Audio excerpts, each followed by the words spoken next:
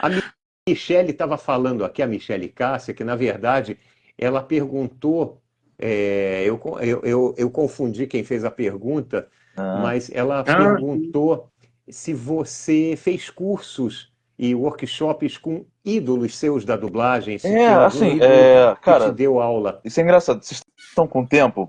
Porque, assim, como eu falei, Por favor.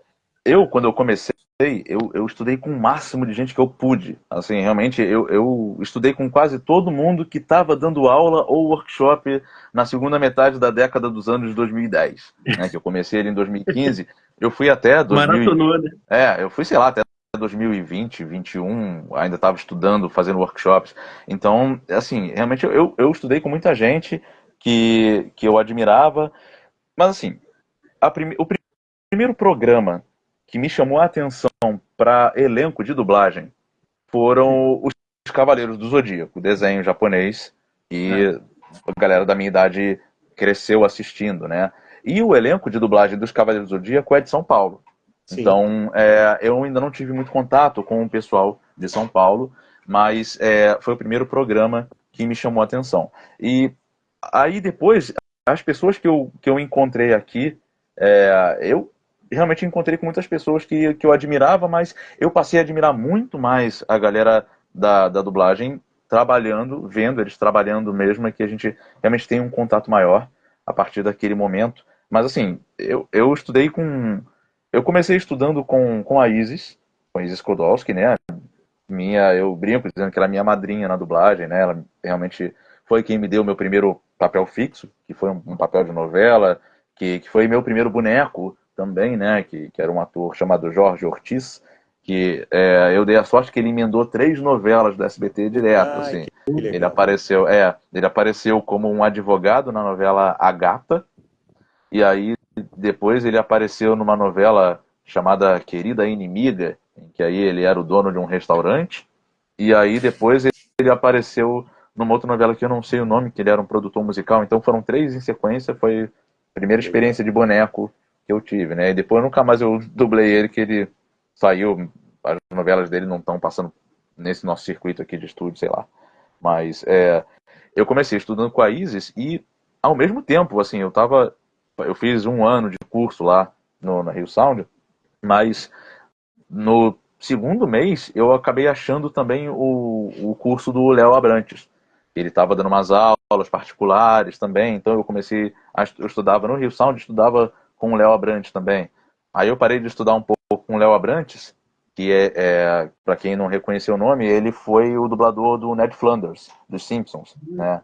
Durante muito hum, tempo, ele já é falecido, mas ele era o dublador do Ned Flanders e de, Leonel. de muitos personagens. Ele foi dublador do Fera em algum momento do desenho dos X-Men também, Ah, parece.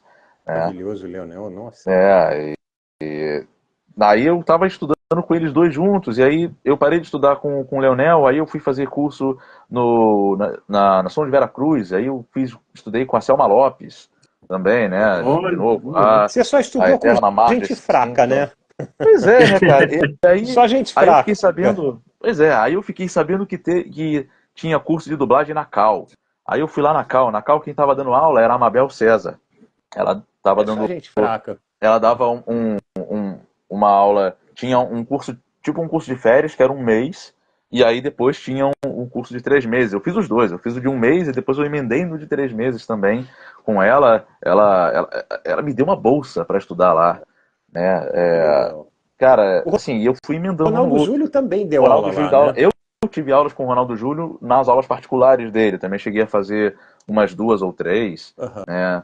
Pô, eu tive o privilégio de ir assistir o Ronaldo e a Mabel fazendo dublagem ao vivo num evento de cinema que estavam exibindo alguns. Era um negócio de cultura russa, mas se eu não me engano, aí era um filme meio que em russo e os dois fazendo dublagem ao vivo lá. E aí, porque eu tava Legal. nas turmas dele, fui assistir também, né? Fui emendando um workshop no outro. Cara, eu fiz workshop com Alexandre Moreno, fiz workshop com Alexandre Drummond, fiz workshop com o Hércules Franco, com Gustavo Nader, quem mais? Com Carla Pompilho, com Sheila Dorfman, com Só Mônica gente Rossi, fraca com. mesmo. com o Duda Espinosa. Eu realmente, assim, eu estudei com quase todo mundo que Os dava aula, melhores. né? Eu Os fui estudar, melhores. eu fui estudar com o Sérgio Muniz também, e também tive aula com o André Suete lá também. Eu estudei com muita gente. Eu realmente Aham. estudei com todo mundo que estava dando aula. E assim, cada um deixa alguma coisa, né? Cada um te passa alguma coisa. Eu estudei com o Percy, com a Maíra Góes também. é, e E cada cada um um. tem a sua marca, o seu estilo de É, trabalho, né? pois O é. legal que você fez foi justamente porque você teve contato com esses vários perfis diferentes Pois é, a de gente pega dubladores. um pouquinho de cada um e tenta aplicar, cara, a gente realmente tem que. Cada um sabe da sua trajetória, né? No meu caso, como eu passei muito tempo trabalhando e não podia exercer a minha vertente de ator, né?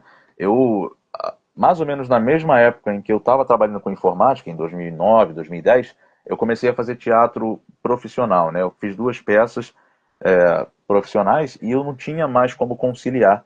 Então eu tive esse intervalo aí de 2010 até 2015 em que eu simplesmente não exercia a carreira artística de jeito nenhum. Então quando eu fui começar a estudar na dublagem, eu precisava compensar o máximo possível. E aí eu fui estudando o máximo porque era a minha forma de cobrir a minha deficiência de exercitar a atuação de teatro que eu não pude ter, né?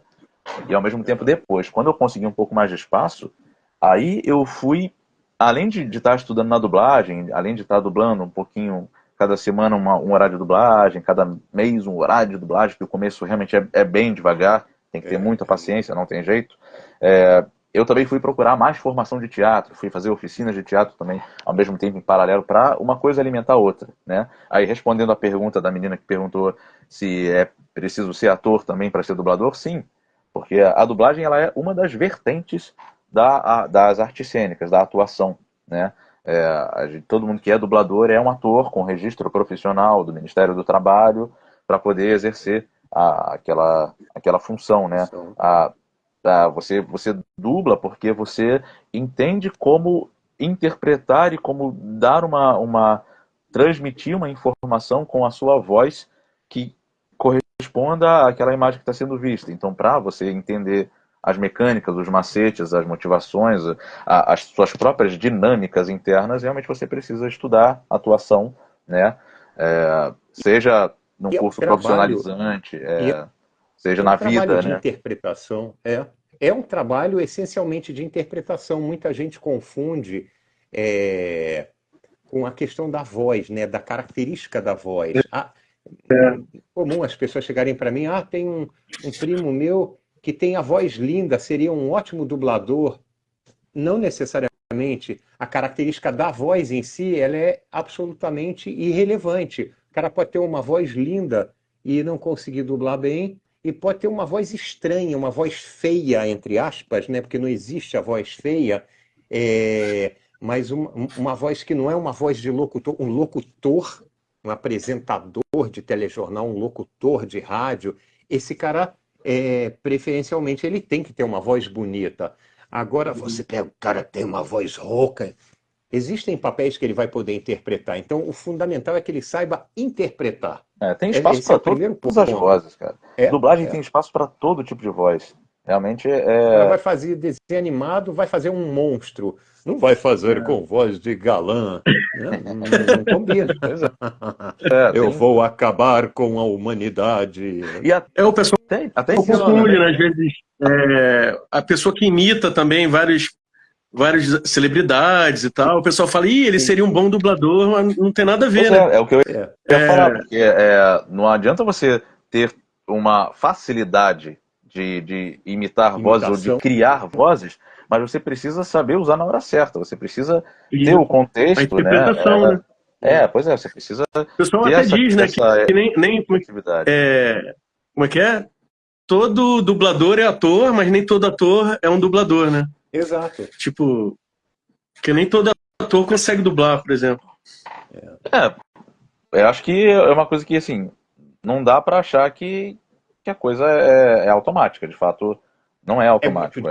difícil, É uma né? Eu sempre digo, é vertente, muito sim. Como a gente falou, difícil. é Nossa. uma vertente da atuação. Assim como a expressão corporal é uma outra forma de você usar o teu instrumento físico, né? Uhum. O canto é uma outra coisa. Você está usando voz, você está usando sua boca, mas não é a interpretação de arte dramática. É uma outra forma, é uma outra vertente. Então, realmente, são, são habilidades, né? Que você tem que exercer. Desenvolve. E pois é. E é importante, porque assim, eu acho que todo mundo que pensa em atuação devia tentar todas as vertentes, né?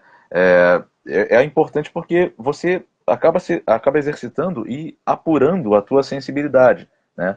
Se você estuda, se você quer ser, tem gente que só quer ser dublador, só quer trabalhar como dublador. Tem gente que tem esse sonho, né? A gente vê nesses eventos, a gente encontra pessoas pela internet, a gente Sim. encontra gente que tem sonho de ser dublador e tem gente que às vezes adia o sonho porque sabe que vai ter toda uma estrada para poder tirar um registro de ator, para ser dublador. Mas eu acho que essa forma errada de pensar. Tem que encarar, tem que saber que dublar é ser ator, é ser artista. E ser artista, Uhum. você pode estudar muitas coisas e usar uma só.